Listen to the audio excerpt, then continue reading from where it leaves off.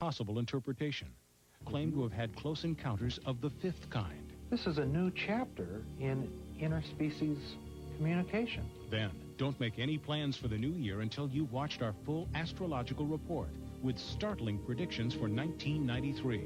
It's the worst period that I've seen in a long time.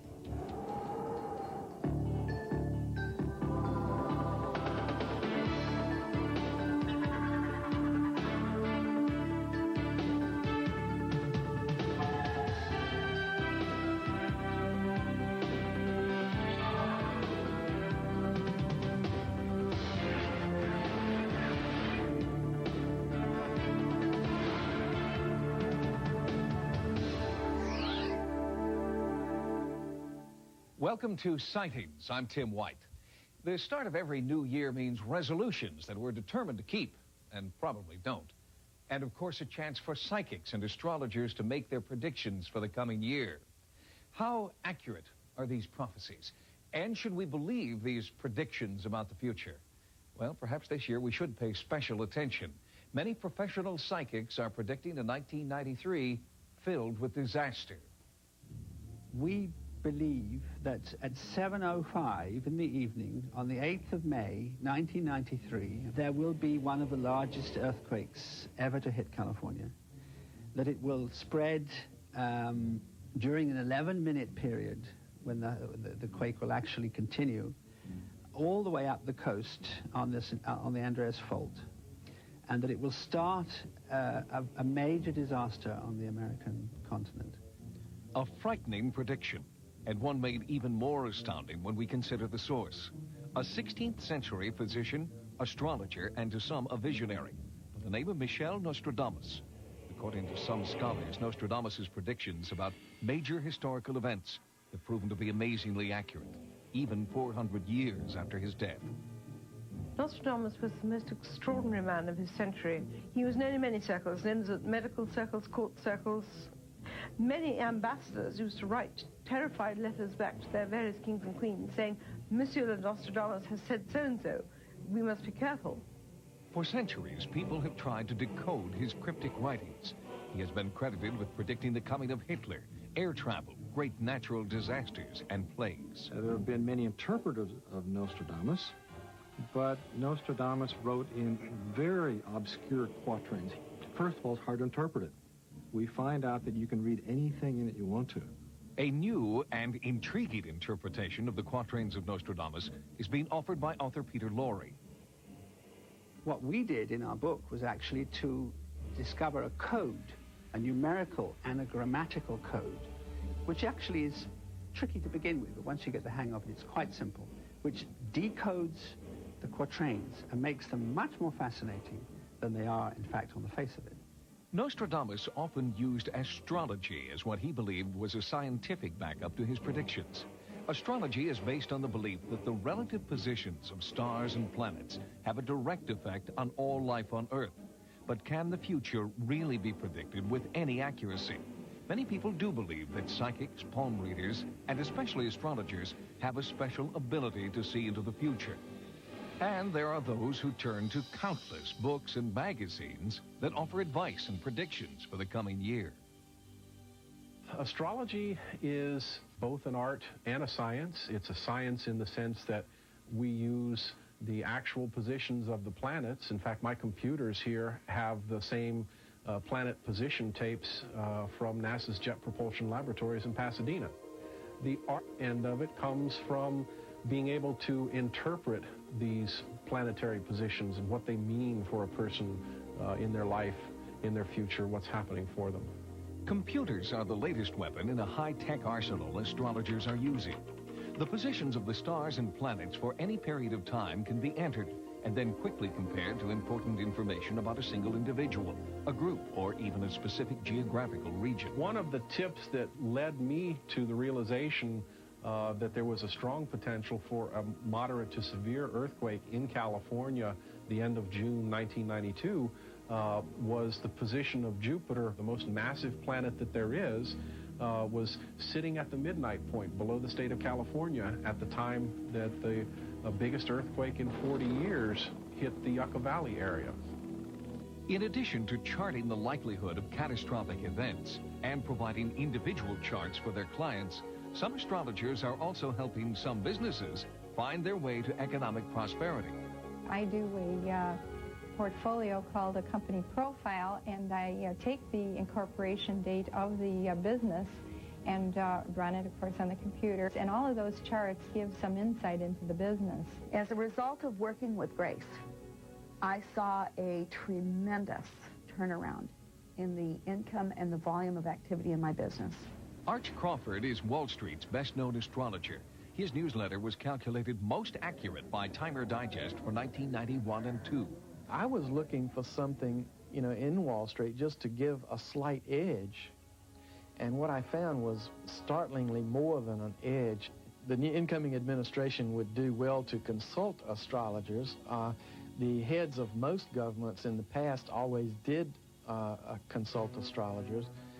Some of the major heads today still do. Ronald Reagan was known as the Teflon president because whatever they threw at him, nothing stuck. And the reason nothing stuck was that he was doing everything on a favorable astrological time. The man knew what he was doing. I can tell you that Bush has not been using astrologers because he went to Japan and threw up on the prime minister on an eclipse date that was in bad aspect to the natal United States chart. That was a worse time to go out. That was a good time to stay home and be sick, maybe. And what do the heavens tell prominent astrologers and astroeconomists about the events of the upcoming year? Looking over what's going to happen in the year ahead, it looks to me like one of those years they're going to make T-shirts about. It's going to be, I Survived 1993. The major war potential now relates more to the holy war between the Islamic nations of the Middle East and the great powers in the West. It's going to be more a terrorist kind of situation, especially around approximately February 2, and also in August and early October of 1993.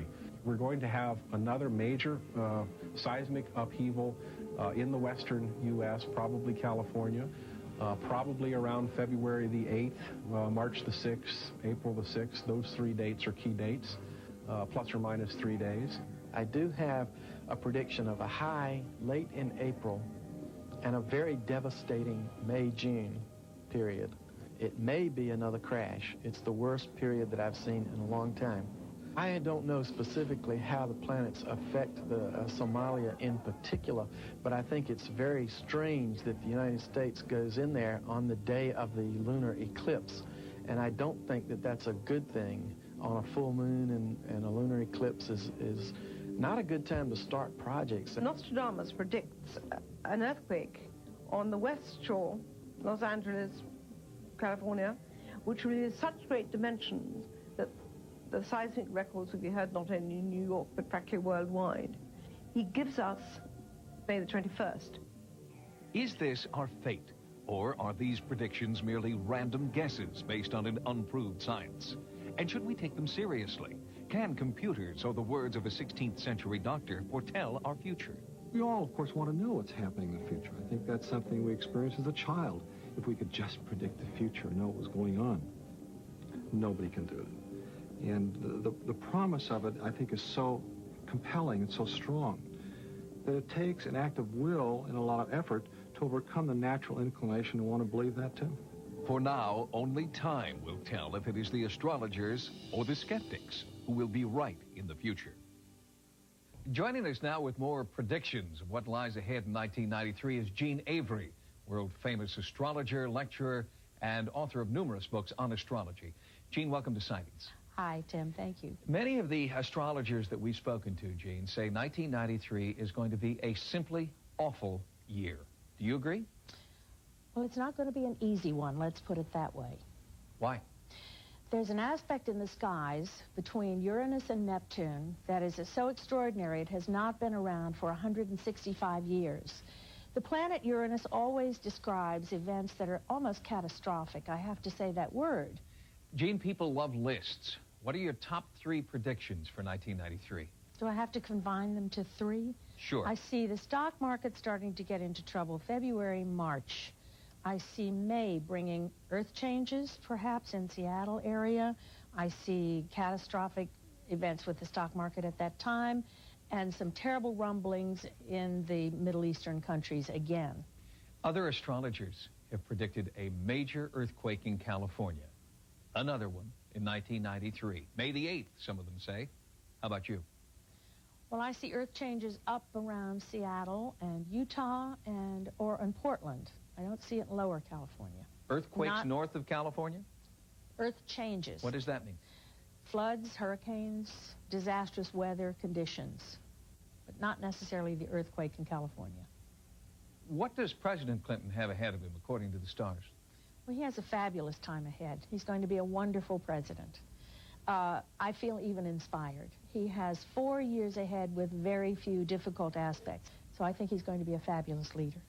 Jean Avery, thank you very much for being with us. Thank you. And we will be back with more sightings in just a moment. Coming up next, these people claim to have had close encounters of the fifth kind with extraterrestrials. This is a new chapter in interspecies communication. Sightings is brought to you by Suave Hair Care, when you know beautiful hair doesn't have to cost a fortune.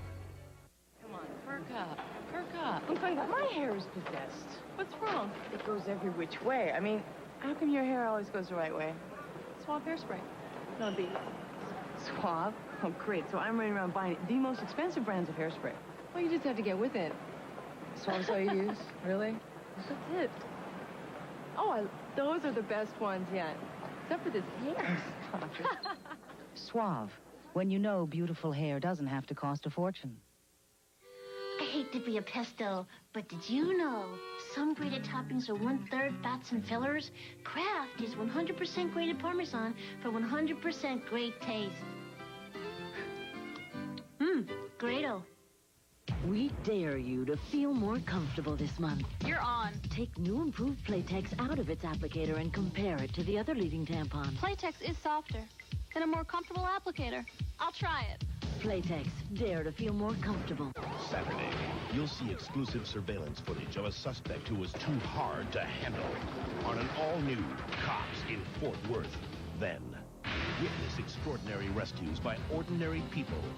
When a plane's landing gear fails, the pilot's friend attempts a daring mid-air rescue. And they're the unsung heroes of the San Francisco earthquake. See how brave citizens risked their lives to save complete strangers on an all-new Code 3 After Cops Saturday. Until recently, sightings of UFOs have been divided into 3 categories. A close encounter of the first kind, or CE1 for short, describes sightings closer than 500 feet. A CE2 includes physical evidence left behind. And the third kind, or CE3, describes face-to-face encounters. A few years ago, ufologists added CE4 to describe reported alien abductions of humans. And now there's a new category, close encounters of the fifth kind, CE5, in which humans and aliens actively communicate with each other through light and sound. The Center for the Study of Extraterrestrial Life, or CSETI, is pioneering the study of CE5s. Dr. Stephen Greer is CSETI's director. A close encounter of the fifth kind is a term that we have coined to describe humans deliberately attempting to vector a spacecraft into an area with the intention of interacting with it. Most encounters in all the other categories are passive. In a CE5, we take the initiative to communicate in some fashion, whether it be with sound or light or thought, to try and get a response, rather than just being passive observers. We want to interact. And some of these are sometimes quite serendipitous. For example, an individual might be out at night driving along a highway and see an extraterrestrial spacecraft or a UFO, and will take the initiative to get a flashlight and begin to signal to it. And many times it will come over and then signal back. The purpose of our work is for peaceful communication, mutual respect. We absolutely assume non-hostility on the part of any visitors until it's proven to us beyond a shadow of a doubt. In their field research, CSETI has developed a specific set of protocols for initiating contact with alien spacecraft. Their goal is a successful CE-5. The different methods of initiating a CE-5 include using sound, which are, at this point, we're using anomalous sounds that were recorded inside of crop circles in England. We use light. When we go out into the field, we go with 500,000 candle power halogen lights that are portable. The lights are used for signaling to the UFO either in a series of flashes or by drawing shapes in the sky, usually a large triangle or large circle. It's meant to encourage the UFO to participate and to interact with the project. We also use thought in the form of meditative thought or thought projection. We call it coherent thought sequencing. So we are using these, what we call the contact trilogy, in a protocol fashion with the express intention of a boarding party, a CSETI trained boarding party, going on board and having a meeting with these visitors. In the spring of 1992, Dr. Greer took a CSETI group to one UFO hotspot, Gulf Breeze, Florida. This computer simulation is based on CSETI's own footage, supposedly showing communication with a UFO. We began signaling to them with these lights, and they would signal back so that we would flash to them 2 flashes and off, and they would flash back 2 times and off. They disappeared briefly, and during that time period, we were making an equilateral triangle in the sky with these high-powered lights. At that point, shortly after we did that, they reappeared in a perfect equilateral triangle. Over 40 people witnessed a definite close encounter of the 5th kind between the CSETI group and these UFOs. With their apparent success at Gulf Breeze, CSETI expanded their field research to include an investigation in Great Britain. They combined forces with British researchers who were interested in investigating if alien spacecraft could be responsible for England's famous crop circles. We wanted to try and prove once and for all if a link really did exist between the UFO phenomenon and the crop circle phenomenon. We picked the Wiltshire area because the majority of the crop circle formations in England are forming in that particular county. The site there is very close to Stonehenge. It's a very prolific area for aerial phenomena and for the ground patterns. During our protocol that evening of July 23rd, we focused on our thought process for this particular formation for 20 minutes. We all held in our minds the thought of a triangle with a circle at each point of the triangle. And we were, of course, very astonished to find that the next day, precisely that shape appeared in a field. We walked out onto the end of this long land formation, and as we got to the very end, there glistening in the sun below us was the perfect formation, identical to what we had envisioned. We clearly do have an intelligence involved, which would appear to be reading the brain patterns of the human psyche. It seems very evident to us that this is all about communication. They, whoever they are communicating to us with these ciphers in the field. And in our CSETI protocol, we've communicated with them, and they've answered back. When we saw the existence of this formation, we considered that to be a very high-level CE-5. Exhilarated by their success, the CSETI team mounted another investigation nearby at Alton Barnes. Bad weather forced most of the team to abandon the overnight surveillance. But Dr. Greer and 3 others persevered. At approximately 12:20 a.m., Chris Mansell was banging on my window, and I opened the door and I said, "What is wrong?" And he said, "There is a spaceship coming right through the bloody field." It must have been 80 to 100 feet across, very large. And at this point, we were able to extricate one of these high-powered lights, and we began to signal to it. So I took the light and I hit it twice with this very high-powered light, 2 flashes, and paused. To my ultimate surprise, it actually flashed back. And he did it again, and it flashed back again. It's just amazing, uncanny, really. This event certainly ranks as one of the most significant human-initiated encounters in history, and I think it speaks to the possibilities which await us in the future. One such possibility is accurately predicting when and where a CE-5 will occur. Roy Dutton is a British aerospace engineer who has amassed records on thousands of reported UFO sightings.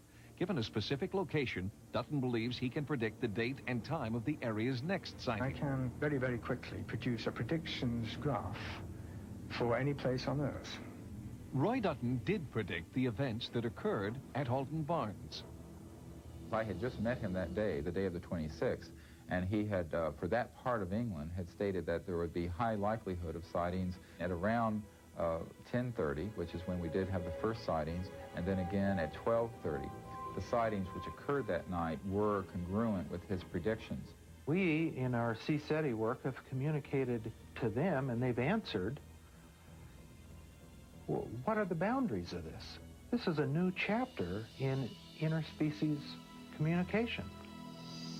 CSETI members believe that the increasing number of UFO sightings reported over the past 40 years are more than coincidence. They believe the growing number of sightings are part of an extraterrestrial master plan to prepare us, they say, for formal contact in the near future. Coming up, a landmark that's become the site of an investigation after a psychic channeling. Robert the Pirate spoke through me, and he spoke about underground tunnels and buried treasure. Some women have a new secret. Shh. The new Playtex Secrets Panty Slimmer. Of course it's pretty, but the real secret? Shh. A hidden panel that targets your tummy to control you where you need it most. The secret's out. New Playtex Secrets Panty Slimmer and matching bras. Shh. It really works. Dear Big Big Cheese, my dream is to eat a Little Caesar's Big Big Cheese with you.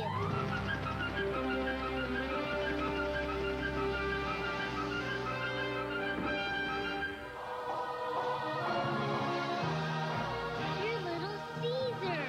Wrong, kid. I'm George Barnes. Oh. Let's eat. Okay. It's the biggest pizza in the history of the world. 24 slices of cheese and pepperoni pizza, all for $8.88. Pizza, pizza. You see this waiting room? A lot of those are sinus problems, not just colds. But this is tough on both. Advil cold and sinus. Sinus? Yeah. What a surprise. Advil Cold and Sinus, advanced formula for the cold and sinus season.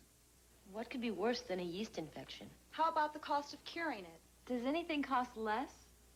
FemCare costs less than Monistat 7, and it's just as effective. It's a real alternative. Trust FemCare, the cure that costs less. In a bizarre premonition, this mother wrote a detailed account of her daughter's murder months before it happened. On another episode of Sightings, coming up next. There are hills and mountains between us, always something to get over. If I had my way, surely you would be closer. New customers, new markets. They're out there, but reaching them can be a big problem for small business. Nobody has more ways to help you open new markets than South Central Bell. We make it easier to reach new customers. Just get here if you can. Up and down the eastern seaboard, local folklore is filled with stories and legends about the pirates who once ruled the Atlantic coast. Their exploits on the high seas are intriguing, but still more tantalizing are the stories of buried treasure the pirates left behind. Now historians, archaeologists, and a psychic are teaming up to find one treasure trove that they all believe may lie buried in New Jersey. One of the most notorious pirates in North America was Captain Charles Morgan, who ruled the waters off the coast of New Jersey in the mid-1600s. Many believe that he lived here at an historic site now known as Spy House, so named because of the British spies who were imprisoned here during the American Revolution. 3 years ago, local psychic Jane Doherty visited Spy House to investigate eyewitness reports of paranormal activity. As I came through the house, I picked up various information, went into a trance, and Robert the Pirate spoke through me. At first, we didn't know his name. He just came out of me, and he spoke about underground tunnels and buried treasure. When I came out of the trance, we were all very shocked by it. Even more shocking was confirmation by geophysicist Bruce Bevan that tunnels did indeed exist beneath Spy House. I detected 3 lines of echoes out on the other yard of the house. These are caused by objects which are underground, and we might say follow their path for a length of maybe about 20 to 30 feet or so.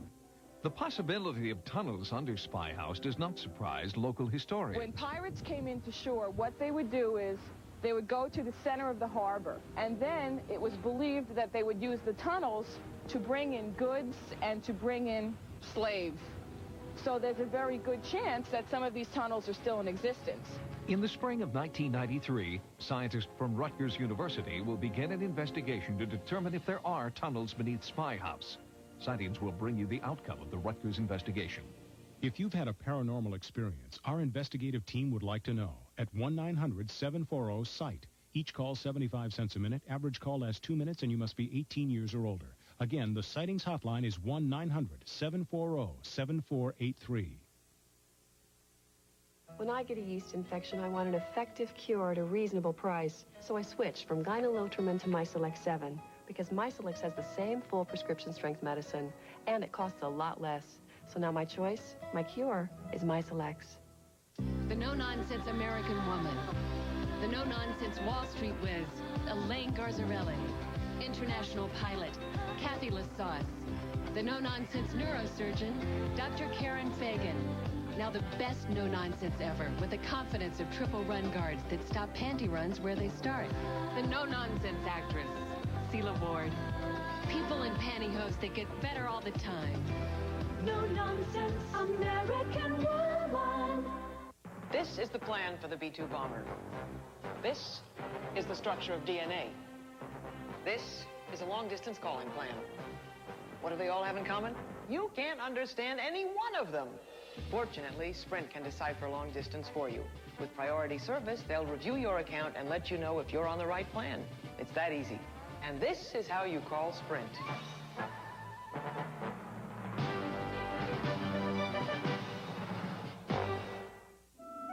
Remember waking up to the hiss of Mom's pancakes hitting the griddle and looking forward to drowning them in rich mapley log cabin syrup?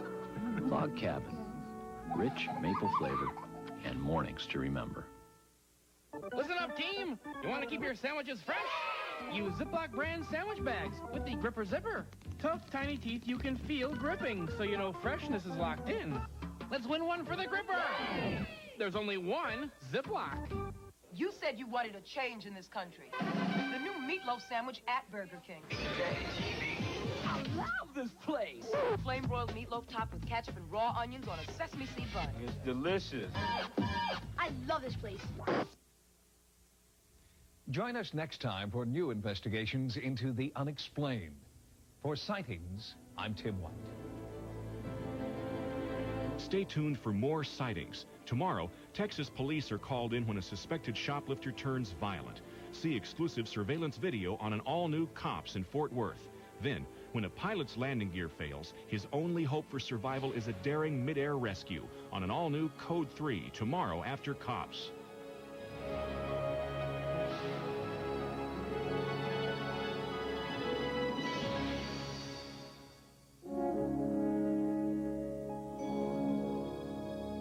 Are not the only possible interpretation. The viewer is invited to